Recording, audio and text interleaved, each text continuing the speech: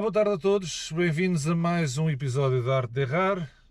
Este episódio é gravado oficialmente num dia de quase verão, portanto daí esta indumentária mais fresca e mais leve, pelo menos por parte de um dos intervenientes. Hoje temos connosco Francisco Camacho, líder da Juventude Popular, a juventude do CDS, convém sempre clarificar, que nestes 2 anos pode ter havido algum hiato de esquecimento certo. das pessoas. O Francisco é líder da Juventude Popular, como eu disse, tem 30 anos, é jurista, tem uma atividade política já relativamente intensa, é deputado na Assembleia Municipal de Lisboa, mas a coisa mais maravilhosa e fantástica que tem é que vai ser pai agora pela primeira vez. Sem dúvida. Ainda não veio cá para fora, mas já sei que... Exatamente, ainda não veio, mas já nasceu. Já me sinto pai. Exatamente. Francisco, muito bem-vindo. Obrigado por teres aceito este nosso... Obrigado, Francisco. Obrigado, Francisco, e obrigado, Rodrigo, pelo convite. Francisco, eu começava por te perguntar, assim, quase de rompante, como é que tu chegas ao CDS e porquê o CDS? O meu envolvimento no CDS dá-se numa fase precoce. Como disseste, eu tenho 30 anos e basicamente toda a minha vida adulta foi envolvida no CDS através da Juventude Popular, sobretudo. Uhum. Eu tive um primeiro contacto com o partido numa sessão que houve em Beja, algures entre 2010 e 2011, porque tenho família no Baixo Alentejo.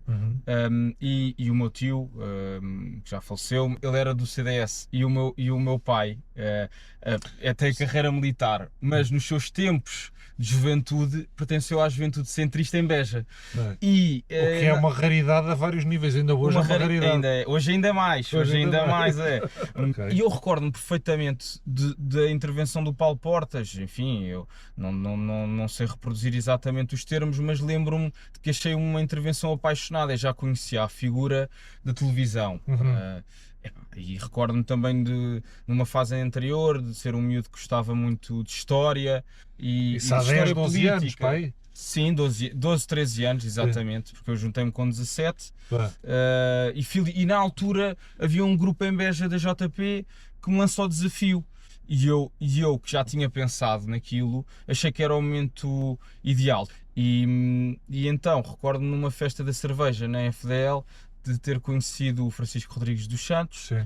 E que na altura estava a pensar num movimento aqui mais local, em Lisboa, para podermos romper com o que nós não concordávamos.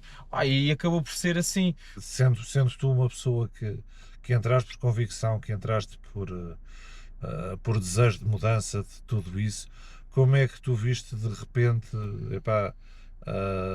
o desaparecimento completo do CDS, do quadro parlamentar? Sim. E agora este regresso nas condições em que o CDS regressa? Olha, eu acho que é uma boa pergunta, e é uma pergunta comum, que se podemos separar em 2 momentos, não é? O primeiro é do desaparecimento do CDS do Parlamento, é um grande rombo nas nossas aspirações, foi um morro no estômago do que nós acreditávamos, porque sabíamos que havia dificuldades, mas creio que nem talvez os mais pessimistas, mas eu não me enquadrava nesse setor, nós não esperávamos sair da Assembleia da República. E portanto, eu pessoalmente tive logo uma análise de que recuperar dessa fase seria tremendamente difícil. A verdade é que teve, a partir daí, grandes dificuldades de surgimento no espaço mediático. Portanto, essa foi um momento complicado, mas de compreender no dia seguinte, fazendo uma análise rápida de se o partido fazia sentido manter-se ou não na cena política portuguesa, compreendendo que os valores que o CDS representa, eu continuo a acreditar nisto, não têm respaldo eficaz noutros partidos. Claro. Acho que pode haver aproximações de outros, mas são parcos representantes dessas preocupações e dessas respostas.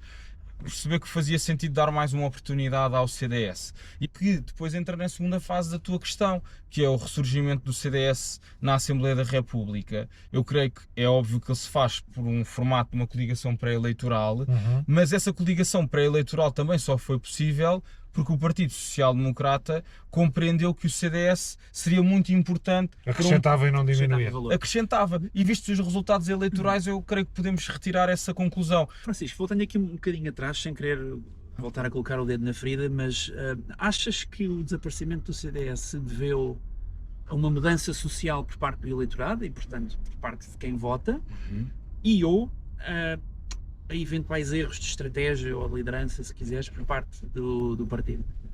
Essa questão é a chave, não é? Para percebermos o que é que se passou. Nós na Juventude Popular até fizemos uma reflexão profunda, lançámos um podcast com menor qualidade do que este, mas lançámos um podcast onde convidámos vários protagonistas a partilhar a sua opinião, porque sabíamos de uma coisa que é, achar que isto foi uma coisa também só meramente conjuntural e que se devia só ao momento de liderança seria escasso. Acho que foi um conjunto de fatores, isto é, há uma mudança clara da política internacional e também os comportamentos e as tendências internacionais, eu acho que influenciam o ADN sociológico português. Sei que Portugal, e acredito nisto, tem um papel diferenciador, e os eleitores portugueses não são iguais aos eleitores espanhóis, mas há um conjunto de tendências que no país têm vindo a verificar. Chegaram um bocadinho mais tarde, mas têm tido respaldo. Portanto, houve uma mudança do eleitorado e há uma mudança também da forma de fazer política, onde o partido, eu acho que não soube adaptar no imediato.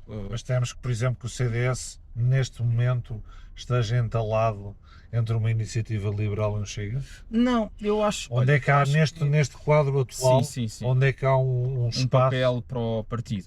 Eu estou convencido que em Portugal há um aspecto que é muito importante para o sucesso dos partidos, que é o fenómeno das lideranças e como elas mexem com o sucesso das propostas de base.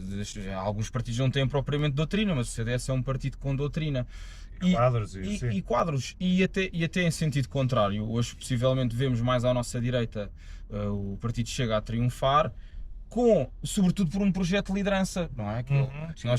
Há muito esta percepção de que... O André Ventura. Sim, se não fosse o André Ventura, se fosse qualquer um dos... Isso é reconhecido até por figuras do partido. E portanto, isto para dizer o quê? Eu acho que o papel do CDS terá que ser um papel de um partido confiável e capaz de contribuir para uma solução alternativa ao socialismo, que esta oportunidade que hoje temos de estar no governo vai ser o teste do algodão, para se perceber efetivamente se as personalidades do CDS que estão nesta equação e também fora da governação dão um quadro de respostas aos portugueses. Portanto, eu diria que desse ponto de vista acho que continuamos a ser uma direita que na casa de partida é única, que é, nós não temos nenhuma resposta de uma direita que congregue democratas cristãos, conservadores e liberais. Isso é o ponto de partida. E, infelizmente, no caso português, não há maior expressão para isto.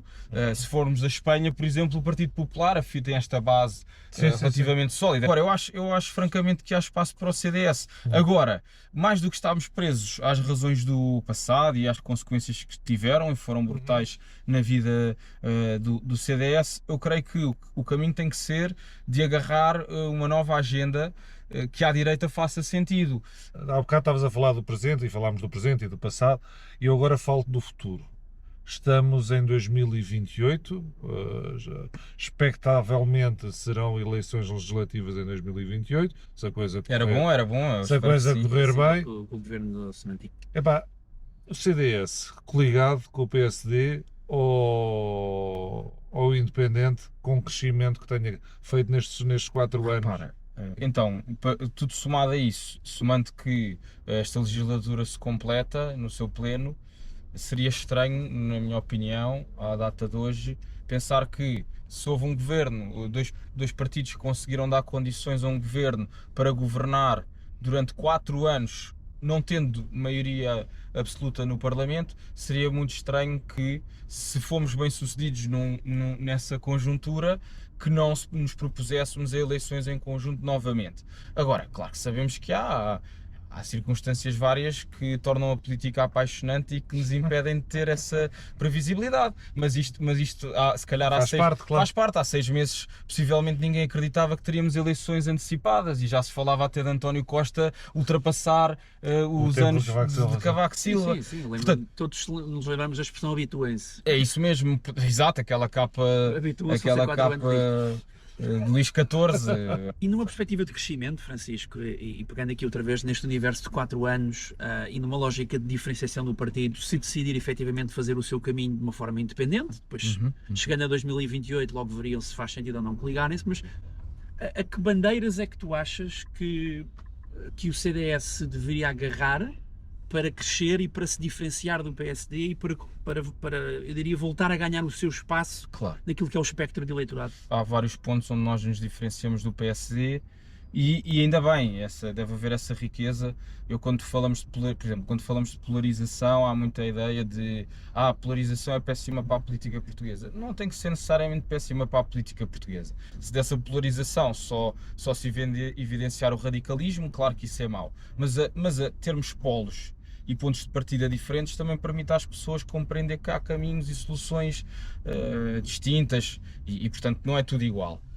Eu acredito que há algumas áreas que o CDS pode ter um discurso bastante mais firme que o PSD. Por exemplo, no tema da segurança, eu creio que nós temos um capital histórico. Uma das bandeiras do Chega. Certo, mas o problema é que o Chega agita essa bandeira, mas tem propostas que eu acho que são contraproducentes com o bem-estar e com a melhoria do trabalho das forças de segurança. E acho outro aspecto ainda, na resposta que se menciona com o que é Portugal e o que é que deve ser Portugal. Eu acho que o CDS tem uma base de partida muito interessante, que é de perceber que nós somos um país relativamente periférico no quadro da Europa, mas somos um país que pode ter uma centralidade muito importante no quadro do mundo, na relação com o Atlântico e com os nossos aliados. E o que eu vejo, por exemplo, da parte do Chega, é uma dimensão muito isolacionista, que faz escola, por exemplo, nos Estados Unidos e noutros países da Europa continental, mas que não tem nada a ver com a nossa cultura. Isto pode parecer uma coisa um bocadinho esotérica, ou algo até esotérica, mas depois tem muita concretização. Por exemplo, como é que nós devemos e como é que devemos definir critérios de imigração? O Chega tem uma aversão, por exemplo, aos povos. Cotas. Até às cotas? Sim, às cotas nós não temos aí Nós, o CDS, em tempos, defendeu de forma firme as cotas. E ainda dentro do tema da imigração, qual é que é a tua posição sobre o tema? Ou seja, serias defensor de voltarmos a ter um CEF? Sim. Falámos um pouco das cotas, maior controle. Como é que tu vês como é que tu achas que a estratégia de imigração deveria ser gerida? Olha, em primeiro lugar, o tema do CEF foi, na minha opinião, foi um enorme erro ter sido extinto, porque foi a reboque de um plano mal estruturado e que depois teve uma situação crítica e lamentável, de facto, com a morte e o homicídio daquele cidadão no aeroporto, aqui bem perto, não é? Portanto, isso foi um caso dramático, mas que depois foi potenciado para fazer um conjunto de erros, nomeadamente no momento em que há grande pressão dos fluxos migratórios, em que nós em Portugal criámos uma ideia errada de que este país está salvaguardado de toda e qualquer preocupação e potencial que exista na ausência de controle dos fluxos migratórios. Achou-se que era boa altura para se criar uma nova agência, para se repartir competências, e hoje em dia eu acho que temos uma falha muito grave do Estado português em matéria de políticas de imigração, porque, independentemente das percepções, há factos que são indesmentíveis. Um dos primeiros factos é que nós, pelos últimos dados que tínhamos já da AIMA, desta nova agência, diziam-nos que mais de 2.000 pessoas tinham ordem de expulsão, de extradição de Portugal, de imigrantes que estavam, enfim, totalmente ao abrigo do Estado de Direito. Tinha-se considerado que eles não estavam regulares em Portugal e não só não estavam regulares, como tinham que voltar ao seu país de origem, e o Estado português não tinha recursos para efetivar este pedido da parte que concretizava, no fundo, o ordenamento nacional. E depois temos um problema grande, na minha opinião, que é de ter um modelo que, em certa medida pode ter feito sentido a seu tempo, mas de uma lei da nacionalidade muito flexível. Portugal é o terceiro país da União Europeia onde é mais fácil obter nacionalidade. Há vídeos de YouTube, aliás. Há vídeos, sim, A mostrar YouTube, como, não é? a mostrar como e a sugerir venham para Portugal. Nós temos de ter políticas de imigração que definam critérios de entrada. Isso parece-me relevante. Que não olhem naturalmente para o imigrante como um inimigo, não é nada disso que se trata, mas nós precisamos ter critérios de definição de quem é que queremos que entre no país. E obviamente hoje acho que a pressão que existe, ainda que não tenha um respaldo em todo o território nacional, começa a sentir-se em certos polos urbanos e alguns polos não urbanos, mais rurais, mais de litoral alentejano, por exemplo, onde isso está a ter impacto nas comunidades que lá vivem. E até em termos eleitorais. E com problemas para a própria dignidade desses Exatamente. Eu acho que esse é o com uma ponto. expectativa e depois percebem que esse é o nós não ponto. temos a capacidade nem os meios, se calhar, para os conseguir receber. Rodrigo, eu não diria melhor. Eu creio que a ausência de uma política de imigração é promover a falta de dignidade, porque acho que independentemente de queremos ter políticas mais restritivas ou mais permissivas, ninguém pode achar razoável que as pessoas que cheguem tenham como resposta uma tenda ou dormir numa loja de conveniência. Portanto, acho que as coisas não estão a funcionar de forma clara. Nós já passámos aqui em alguns sítios em Lisboa onde se denota um aumento dos sem-abrigo e há dados também muito recentes sobre isso. Na Garde do Oriente, a Câmara de Lisboa, no último levantamento que fez há uns meses por causa das vagas de frio, fez um levantamento do número de sem-abrigo em Lisboa, e desse total de número de sem-abrigo, foi de pessoas em situação de sem-abrigo, mais de metade destas pessoas eram imigrantes sem documentação. Portanto, nós não estamos a conseguir receber essas pessoas e francamente acho que estamos a frustrar-lhes totalmente as expectativas. É inegável que estamos com um problema de habitação, nomeadamente nas grandes cidades. Sei que o CDS tem tido algumas propostas e algumas ideias em relação a este problema. Achas que é assim tão descabido quanto isso dissociar-se o problema da imigração com o problema da habitação? A minha posição, a habitação tem sido um tema, acho que tem sido um tema político sobre o qual eu me tenho debruçado mais. O tema da habitação, nós temos de ser pragmáticos. Se nós queremos resolver o problema das pessoas, temos que perceber o que é que está a ser mal feito e creio que nos últimos 8 anos de governação houve muitos erros, uma ausência de capacidade do poder político em adaptar-se, sobretudo do governo, às carências que eram evidentes. Houve grandes anúncios do programa Mais Habitação. O António Costa prometeu que chegaríamos aos 50 anos do 25 de Abril e que todos os portugueses teriam uma habitação condigna. Isso ficou tudo, enfim, foi tudo um fracasso.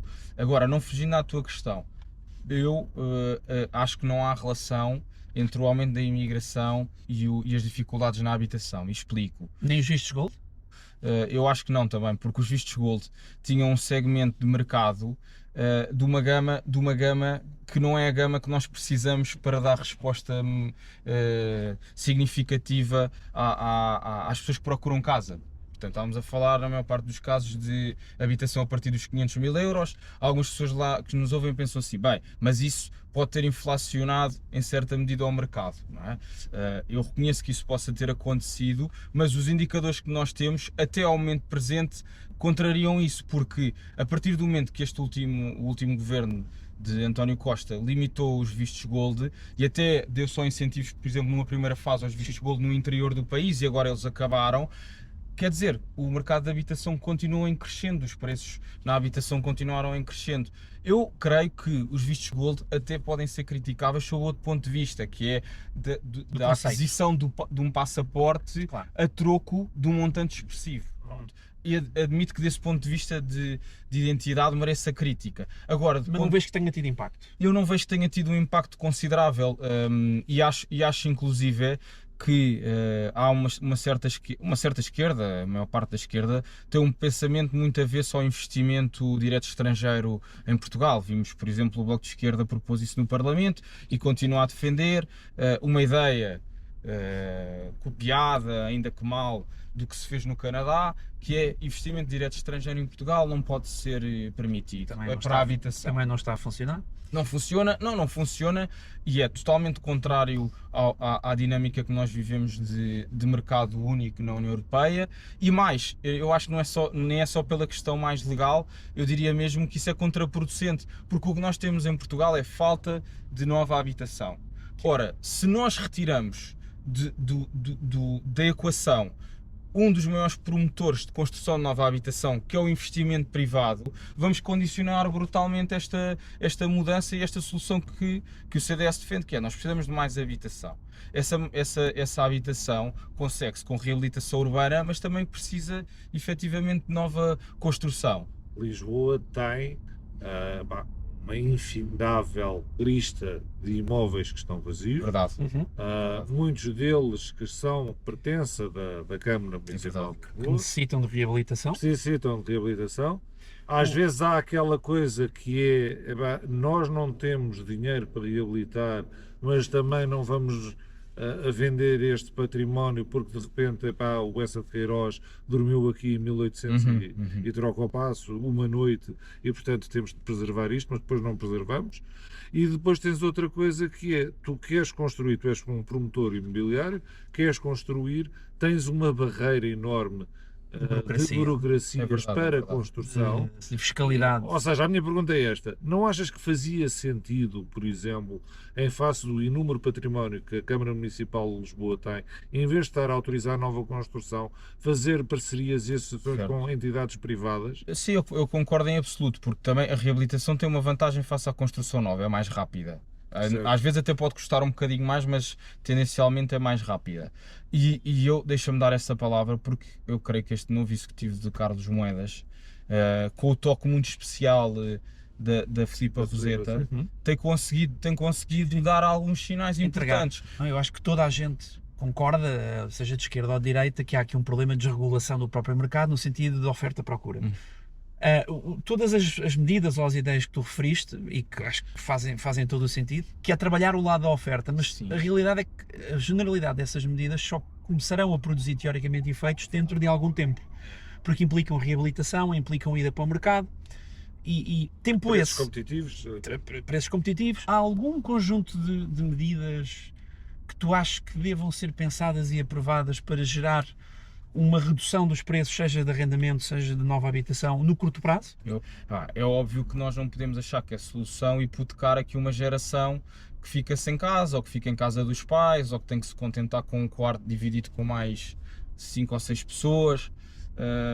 Essa não pode ser a resposta. E há uma medida que eu creio que é bastante eficaz, que é num período de transição, de subsidiares as rendas. Portanto, dás um apoio do lado do arrendatário, não do proprietário, mas do arrendatário, de apoiares com um suplemento para fazer face a esse custo.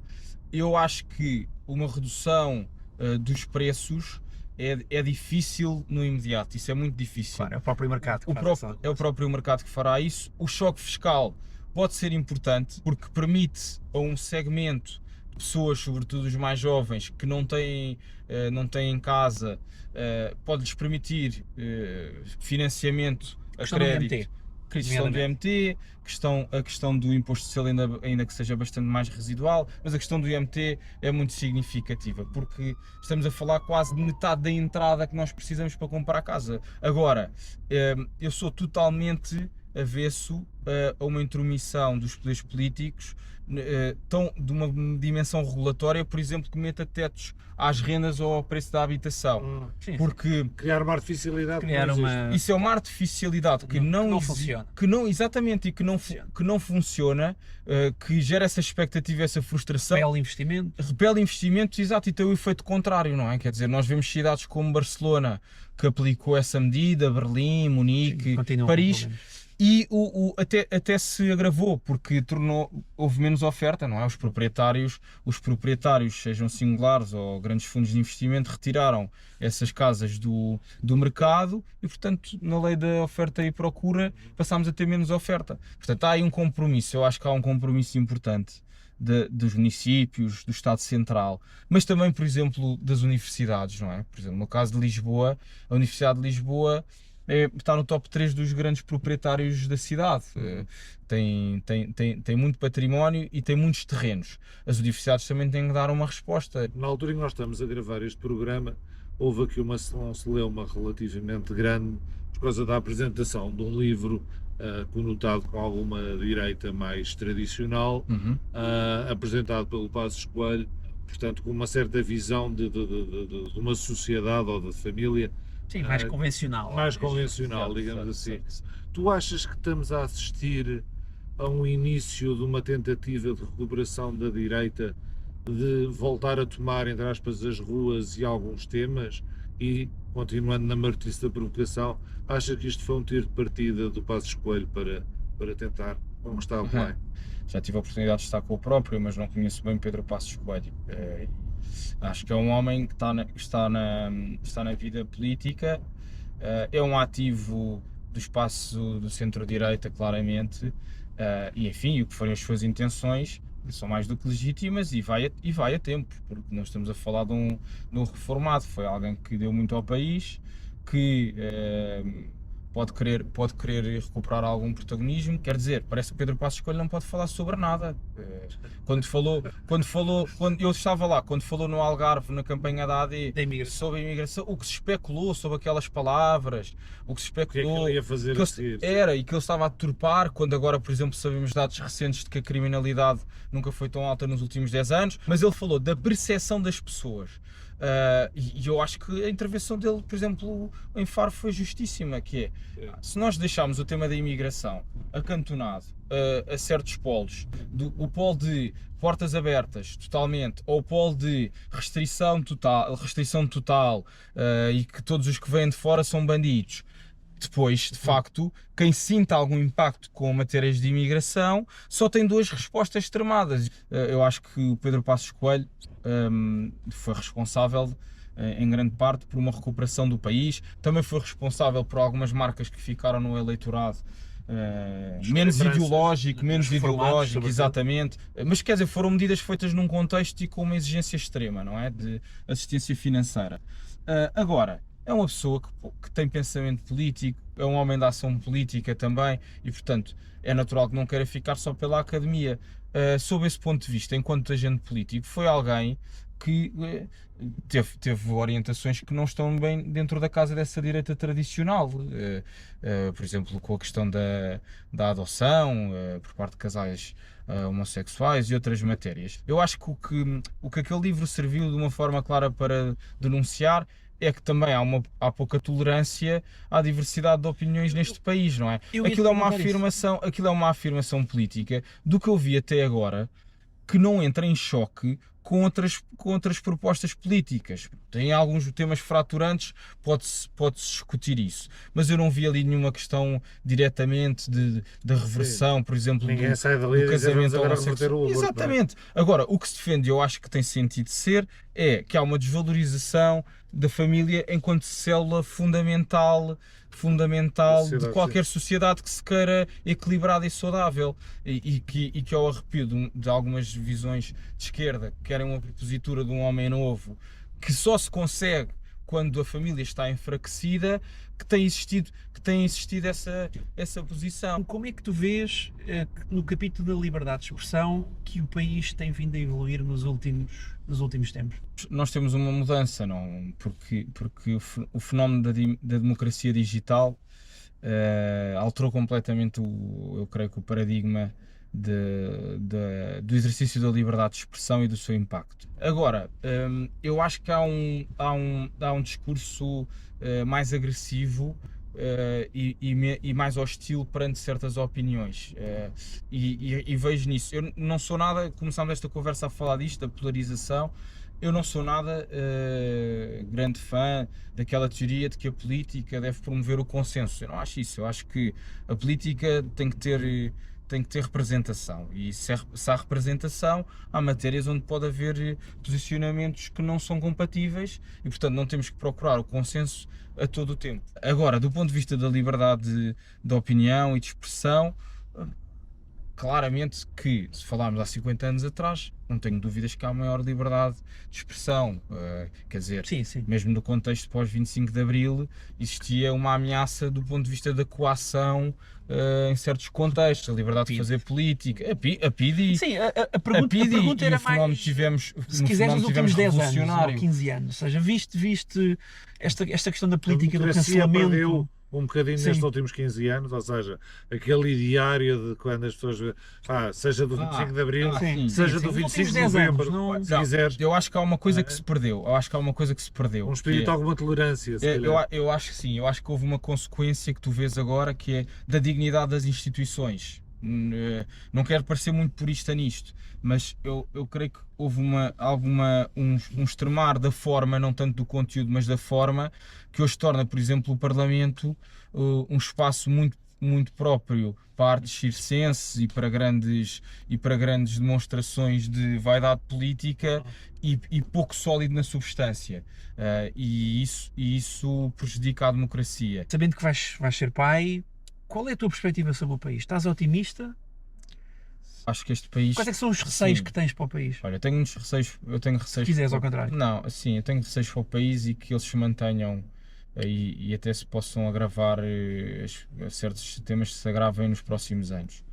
Eu acho que nós temos problemas claros de remuneração. Se há uns anos havia a questão da disputa do resto do país com Lisboa ou com o Porto, hoje já não é assim. Nós estamos a disputar talento e capacidade de retenção com Madrid, com Paris, com Nova Iorque, com Singapura, quer dizer, é uma realidade que mudou completamente. E esse é o meu maior receio, é nós não conseguirmos inverter esta tendência de fuga dos cérebros. Talento. Temos 30% dos 15 aos 35 anos dos Fora portugueses do a viver fora do país. Quer dizer, é que não é programas de Erasmus, mais um terço reside fora de Portugal. Pá, eu tenho enorme receio, por exemplo, que a minha filha, e se tiver sorte de ter mais, só vejam na imigração a única solução para poderem elevar o seu patamar de vida ou corresponder às suas expectativas profissionais. Há um dos requisitos de uma nação é ter um povo e uma identidade que o caracterize. E esta fuga prejudica e põe isso em risco. Acho que essa é a grande preocupação que nós temos que ter, mas tenho esperança que haja uma mudança. E essa mudança tem que se fazer com a transformação social e económica de Portugal. Isso tem que se fazer com o potencial enorme que Portugal tem, que eu acho que nós continuamos a ter características diferenciadoras, a nossa posição geográfica, o nosso mar que tem muito por explorar, não só na questão dos recursos naturais, mas também na dimensão intercultural, de nós sermos um ponto de entrada na Europa e de ligação a outros polos importantes na América do Norte, na América do Sul e no continente africano. Acho que temos aí uma estratégia que temos que agarrar. Olhando para trás para a tua vida, o teu percurso pessoal ou profissional, o que quiseres, se houvesse alguma coisa que tu pudesses mudar e pudesses fazê-lo, o que é que tu fazias? O que é que tu davas diferente? Olha, Qual era o erro que corrigias, André? Não, óbvio, por exemplo, eu tenho 30 anos, não é? Ainda não estou numa... há pessoas de 30 anos que já têm cabelos brancos, mas eu ainda não. Portanto, olho para trás, claro que houve coisas que eu cometi pequenos erros, mas nada de crucial, sei lá. Se calhar em algum momento, fruto da imaturidade, havia momentos em que não me focava tanto no essencial. Agora, no essencial, acho que as coisas me foram correndo bem e sou uma pessoa muito feliz e sem nenhum trauma também no percurso político. Talvez se falarmos na questão política, teria sido importante em alguns momentos ter uma voz se calhar mais afirmativa de um caminho que achava que se calhar não estava a ser cumprido e tão bem feito. Mas isso é o que é, e o passado vai lá atrás. Agora é olhar para o futuro e ter esperança, e eu gosto imenso de política. Portanto, aprendendo com esses, gostando desse, compreendendo o que fiz de menos bem e mal no passado, tentar que isso não se repita no futuro. Temos muito a aprender com a história e com os nossos pergaminhos pessoais também. Muito bem. Muito bem, Francisco. Obrigado, muito obrigado pelo vosso convite e pela oportunidade que me deram, e continuem, têm feito um trabalho muito giro e interessante. Obrigado. Quanto a vocês, muito obrigado por terem assistido. continuem. Já sabem, sigam-nos nas nossas redes sociais, já vou dizê-las todas. Para vocês é grátis e não custa nada, e para nós é muito importante. Facebook, Instagram, LinkedIn, YouTube, Google Podcasts, Apple Podcasts, Spotify. Acho que não me esqueci de nenhum desta vez. Acho que não. Francisco, mais uma vez, muito obrigado. Obrigado. Obrigado, Francisco, foi um gosto. Obrigadíssimo. Foi ótimo. Quanto a vocês, obrigado por terem assistido e até à próxima. Até à próxima.